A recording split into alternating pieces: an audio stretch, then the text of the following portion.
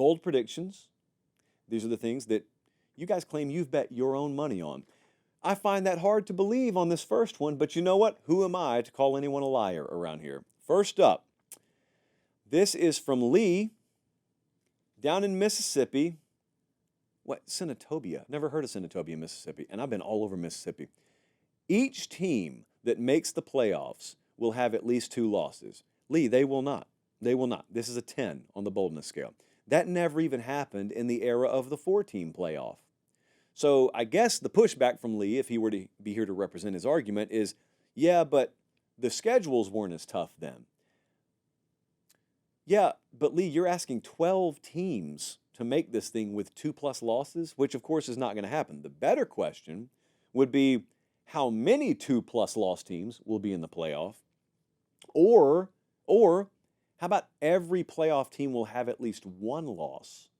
That would still be fairly bold, but I could see it.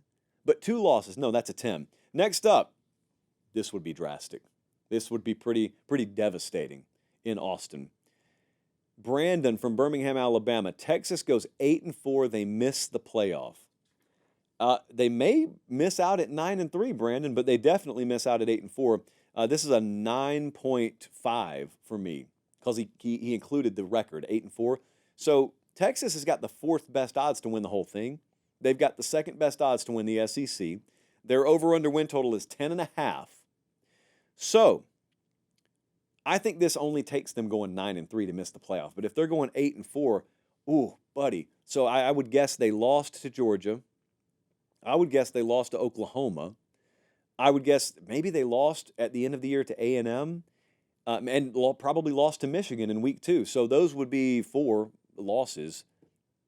Whew, running back health had to be one of the deterrents here. They've taken a couple of hits at running back. That had to end up being a really big deal. The pass catchers have to have not panned out at all like they thought. Quarterback injury and Arch not being all we thought he was. Everything has to be going wrong there for that to happen. Next up, this one it sounded bold, but it's not that bold. Joe from Harrisburg, PA, only one of the Big Ten newcomers wins more than 8 games.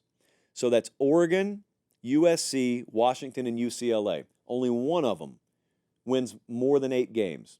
Colin is showing you their win totals at FanDuel. Oregon is 10.5, USC 7.5, Washington 6.5, UCLA 4.5. Well, if everything plays out roughly like odds makers are suggesting, this prediction comes true. So it's not that bold. It's like a 7.5. It's not that bold. And, Oregon's going to be there. I mean, Oregon's going to win more than 8 games. Southern Cal is your next best team, at least as it looks in the preseason. I think Southern Cal will find a way to 8 wins or more. I think they will. But still, having said that, this is not all that incredibly bold. Again, free PSA, USC LSU, week 1, Sunday night. We will start our show early for that game. Last one here. Georgia, according to Louis Fournette. Loved him back in the day in Baton Rouge. He said Georgia goes 9-3. They miss the playoff. That's a 9. Two-parter really here, even though it wasn't. It's a two-parter.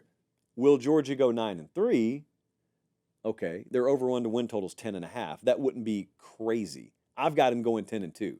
So losing one more game wouldn't be crazy. But is Georgia missing the playoff at 9-3?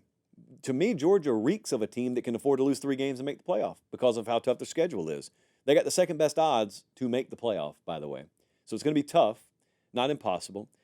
There's a different way I talk about Georgia. I'm from Georgia, so a lot of folks pay close attention to when I talk about Georgia. More importantly, they pay attention to the tone in my voice.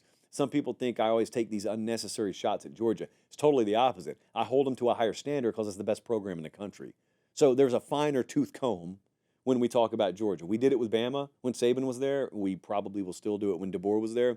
There's like a different setting on the microscope with Georgia. So like their defensive line, if it's just above average by Georgia standards, that means it's better than 90 to 95% of the country, but it may not be enough to where they could just go and like impose their will on people like they were back-to-back years when they won national titles under Kirby. So their schedule is real.